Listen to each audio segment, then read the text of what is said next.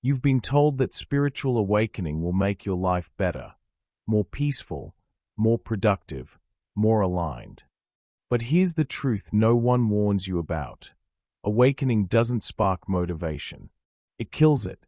Not forever, but at first, it crushes every goal that used to drive you.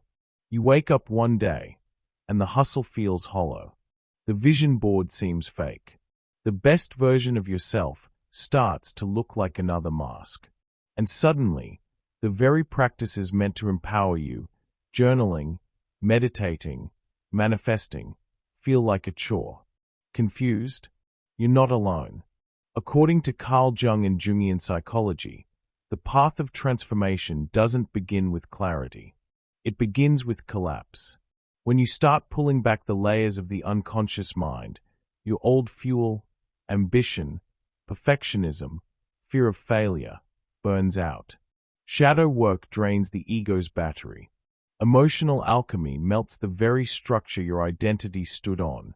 That's why so many people, right in the middle of their spiritual journey, feel lost, numb, and unmotivated. Not because they are broken, but because they are waking up. And here's the paradox. This loss of motivation is the beginning of something far more powerful than discipline. It's the quiet door to depth, to presence, to a life not driven by proving, but by becoming. In this video, you'll uncover the hidden phases of awakening that most people never talk about, and why losing your drive might be the best thing that ever happened to your soul. Most people expect spiritual awakening to feel like peace, soft, radiant, full of clarity. But when it actually happens, it's often brutal. The light doesn't just show you beauty, it exposes the mess. It peels back the layers of the persona, that carefully constructed identity shaped to please others, fit in, and survive.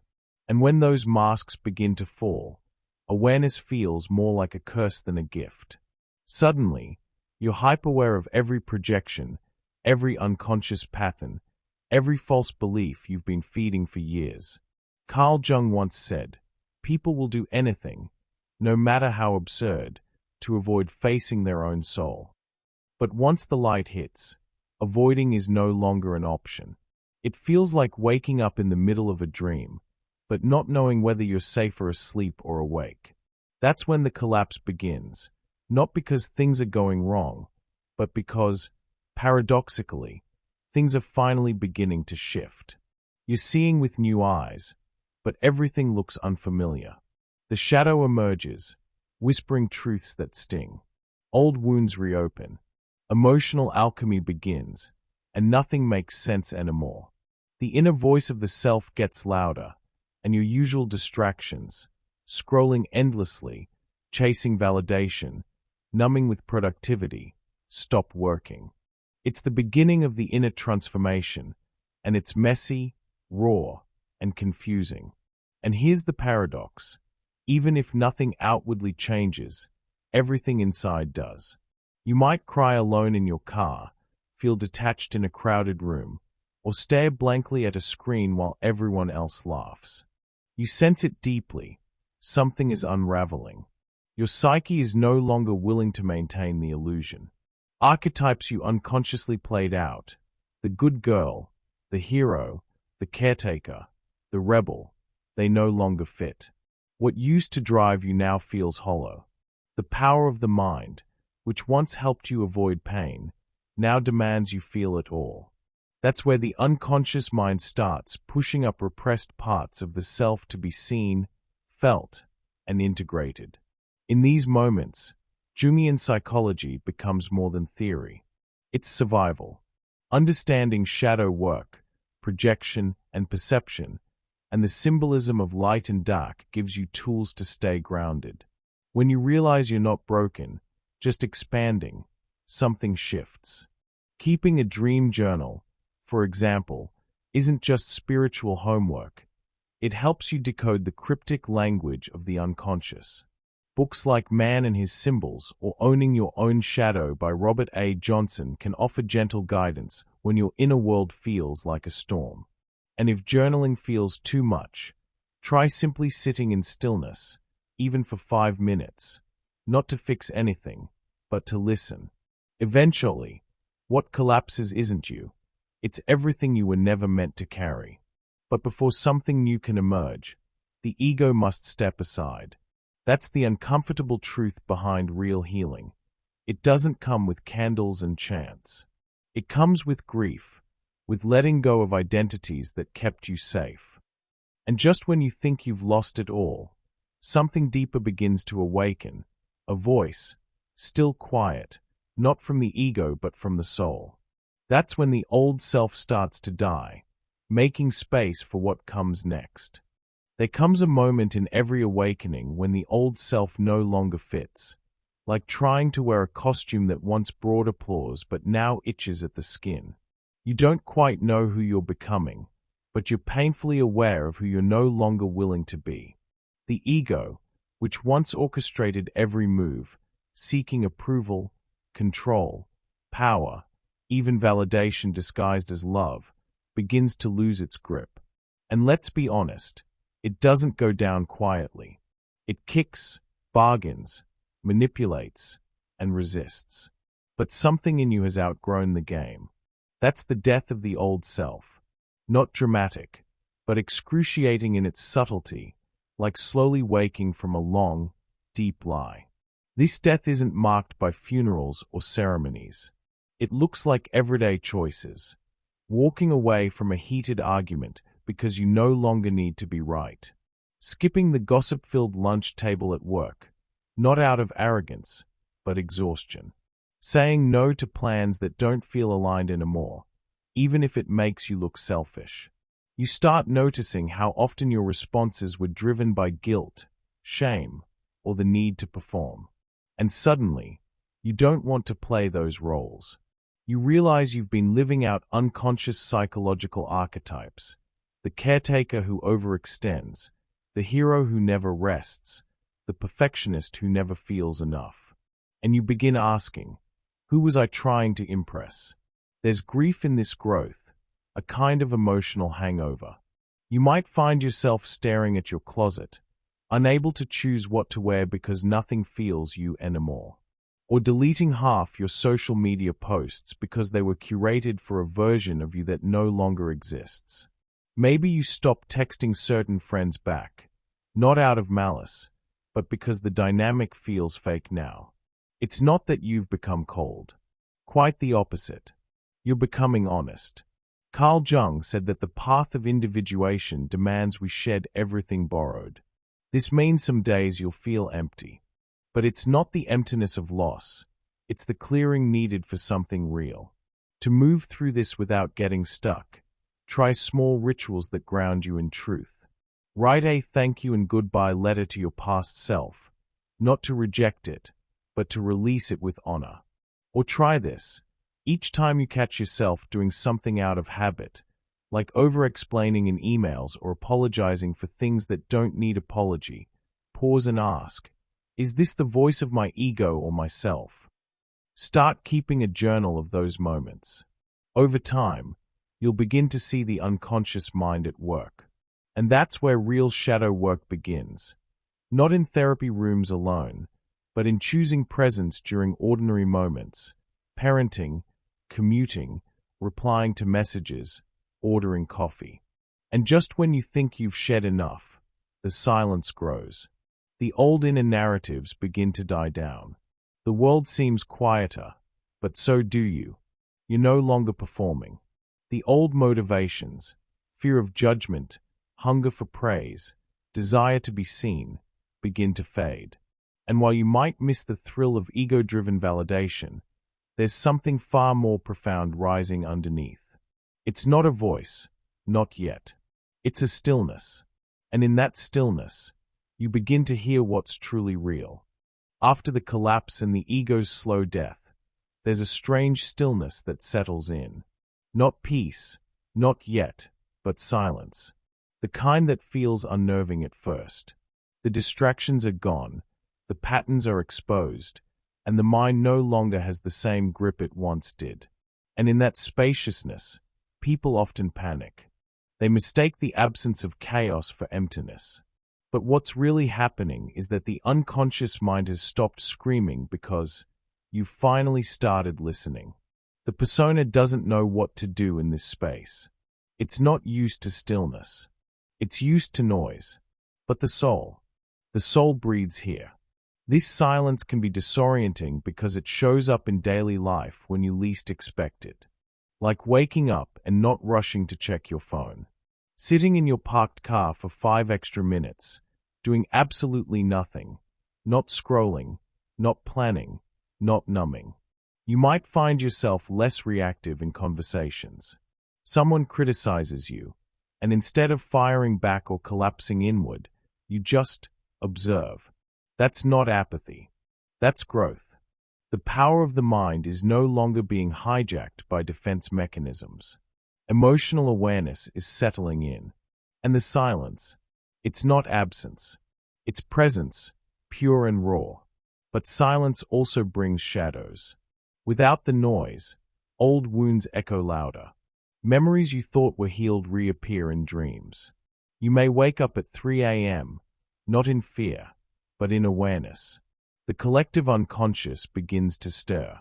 You feel connected to something deeper, but you can't explain it.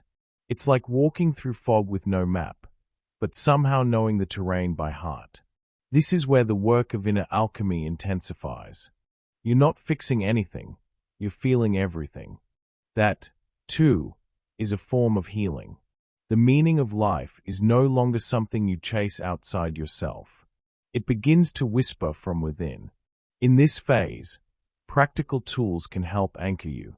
Morning silence rituals, just 10 minutes with no stimulation, help you train your nervous system to rest in awareness. Breath work, not as performance, but as communion with self. Practices like dream interpretation become more powerful here. Your dreams are no longer random, they are guides. Jungian dream symbols begin to make sense when you track them over time.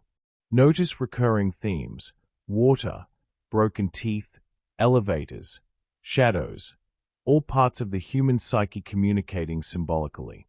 Try asking your unconscious a question before sleep and writing whatever comes in the morning. You'll be surprised by the clarity that silence can reveal. Eventually, you stop craving the noise. You don't need people to get you, praise you, or validate your path. You don't even need to explain your transformation. You simply live it. That's the difference between information and transformation. And as this depth psychology unfolds in daily life, while washing dishes, waiting in traffic, sipping tea, you realize the silence was never empty. It was waiting for you to stop running, so the rebuilding could finally begin. Once the silence settles, something else begins, slowly, cautiously, and without applause. It's the rebuilding. But here's the hard part. You're not rebuilding on familiar ground. You're rebuilding without the old fuel, the ego's rewards, the unconscious cravings, the pursuit of shoulds. There's no checklist, no applause, no performance. It's like learning how to walk again after years of dancing for the wrong audience. Carl Jung described this as the individuation process, the becoming of who you truly are, not who the world told you to be. And it's not grandiose. It's subtle, sacred, uneventful on the outside, seismic on the inside. Daily life becomes your training ground. You still go to work, do the dishes, answer emails. But something's changed. You're no longer operating from the need to prove your worth. You listen more. You interrupt less. You begin choosing rest without guilt. You say I don't know without shame. You feel your anger but don't weaponize it. That's the power of inner transformation. It lives in the ordinary. You start noticing your own projection and perception habits, like blaming others for feelings you haven't owned. You take your power back quietly, not by force, but by no longer outsourcing your identity. A powerful symbol of this phase is Rocky Balboa in Rocky Balboa, 2006, the 6th film in the series. Years have passed since his days in the spotlight. His beloved Adrian has died. His son barely speaks to him. The world has moved on. He owns a humble restaurant and tells stories of the past to strangers who never saw him fight. On the surface, he's faded. But something inside him still aches, not for fame, but for peace. He realizes he's living with stuff in the basement. As he puts it, unresolved emotions, unprocessed grief, a deep inner restlessness. That line alone could have been written by Jung himself. Then comes the turning point. A computer simulation shows that, in theory, Rocky could still beat the current heavyweight champ. But it's not about proving anything to the world. The real opponent is within. Rocky decides to train again, not for legacy, not for attention, but to go the distance with himself. It's a quiet, humble, deeply human journey of shadow work, of facing the forgotten parts of the psyche. The physical training is grisling, but the inner battle is even harder. And when he finally steps into the ring again, older, slower, but fully present, we witness a man who no longer fights for validation, but for truth. That's what the rebuilding phase looks like. Not triumph over others, but integrity with oneself. At this stage, your motivation shifts. You're no longer driven by fear or ego, but by resonance. This is where certain books become life companions. The Untethered Soul by Michael A. Singer is one of them. With over 2 million copies sold and endorsed by Oprah Winfrey, it teaches how to observe your inner chatter without being ruled by it, a cornerstone of self-awareness. Readers call it life-changing, soul-shifting, and the book that pulled me out of burnout. Another gem is The Anatomy of a Calling by Dr. Lissa Rankin, sometimes confused with The Alchemy of Healing, which builds on similar ideas. Rankin blends medicine, mysticism, and Jungian depth psychology to show how trauma and healing are part of the same sacred journey. Critics praise her work as a courageous integration of science and soul. Try reframing your own goals using insights from these works. Instead of chasing what looks impressive on paper, ask, what feels aligned in the body? Instead of how do I fix myself, ask where have I abandoned myself? This is where the unconscious mind stops being a saboteur and becomes your guide. Where healing the inner child isn't about becoming innocent again, but becoming whole. The fuel is no longer fear. It's meaning. Eventually, you stop chasing meaning and start living it. You make tea without needing to multitask. You talk slower. You stop trying to convince people of your worth. The shadow still visits, but it's now a conversation, not a war. And in this quiet recalibration, something unexpected emerges, a deeper sense of wholeness, not because everything is perfect, but because nothing needs to be. And that, right there, is the doorway to integration. Integration doesn't arrive with fireworks. It doesn't look like enlightenment or feel like perfection. It feels like honesty, like walking through life without costumes, even when you're still unsure who you fully are. After the collapse, the ego death, the silence, and the slow rebuilding, what remains is truth. Not the capital T truth that's shouted online, but the soft, deep, trembling truth that lives inside your bones. You stop chasing highs. You stop needing to be understood. You live with your shadows, not as enemies, but as old friends who remind you where you've been. Jung called this wholeness, not light without darkness, but light with full awareness of the darkness within. And it shows in subtle ways. You stop over-explaining your boundaries. You can sit at a dinner table where small talk used to exhaust you, and instead of performing, you simply listen.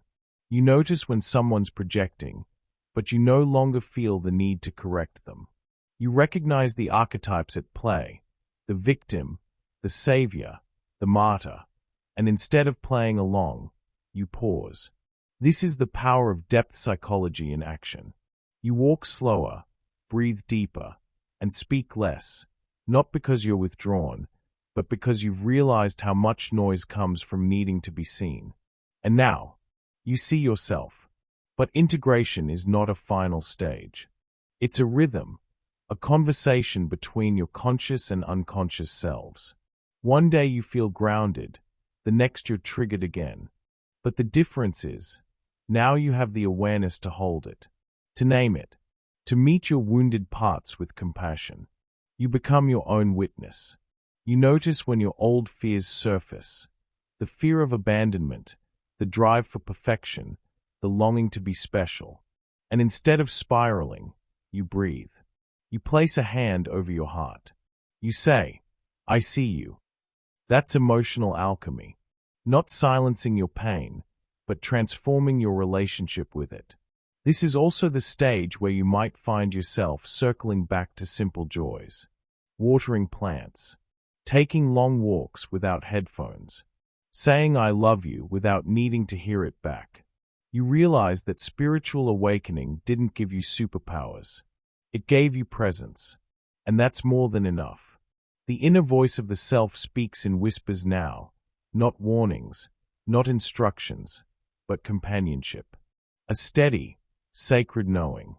The meaning of life no longer needs to be defined. It's lived. It's in how you brush your teeth, how you say thank you, how you forgive slowly, deeply, genuinely. And here's the quiet miracle. You no longer need to be healed to love. You no longer need to be perfect to show up. You are both the wound and the healer. You are both shadow and light. You embody the paradox Carl Jung so often spoke of, that the path to God runs through the darkest parts of the soul. And just when you think the journey is over, something whispers. Maybe from a dream. Maybe from a stranger's words. Maybe from a scar you'd forgotten. And that whisper says, there's still more. Not to fix, but to feel, to integrate, to become. So now the question isn't simply, how do I stay motivated? It's more honest than that. It's this, what part of you is craving motivation? Is it the self, steady and present, or is it the wounded part of you still begging to be seen? Are you seeking purpose, or chasing the illusion of productivity to avoid the quiet work within? Because maybe, just maybe, what you thought was a lack of drive was actually the first sacred invitation into depth. Maybe the exhaustion wasn't burnout, it was your soul, whispering that the life you built wasn't big enough to hold who you're becoming. Maybe the loss of passion was actually the beginning of alignment. Carl Jung said that what you resist persists. And most people resist this phase. They label it depression, they rush to fix it, or drown it in noise. But what if your emptiness is not a problem, but a portal? Look around. Most of the world is addicted to urgency, to external validation, to goals that were never truly theirs. But not you. You're here. You stayed. You felt the collapse. You witnessed the ego unravel. You sat through the silence without distracting yourself. You began rebuilding, brick by brick, without applause or shortcuts. That is real strength. That is the path of the wounded healer, the one who doesn't just read about transformation, but lives it, breathes it, walks it, daily. So now I ask you, not as a mentor, but as someone who's been there. What would happen if you stopped trying to be better and started being real? What parts of yourself are you finally ready to welcome home? Even the flawed, chaotic, imperfect ones. And most importantly, can you be brave enough to live a life rooted in truth, not performance? You're not here to be perfect. You're here to become whole. You're not here to stay motivated. You're here to feel everything and still keep going. This is the alchemy of the human psyche, where pain meets purpose, and the shadow learns to dance with the light. Now, I'd love to hear from you. Which part of this journey are you in right now? The collapse, the silence, the rebuilding, or the integration? What truth hit you the hardest today? And what illusion are you finally ready to leave behind? Drop it in the comments. Your voice might be the medicine someone else needs. And if this video stirred something inside you, Don't let the moment pass. Hit subscribe, turn on the notifications, and join this space where we don't chase shortcuts. We walk the path with courage, clarity, and presence. Together. This is just the beginning.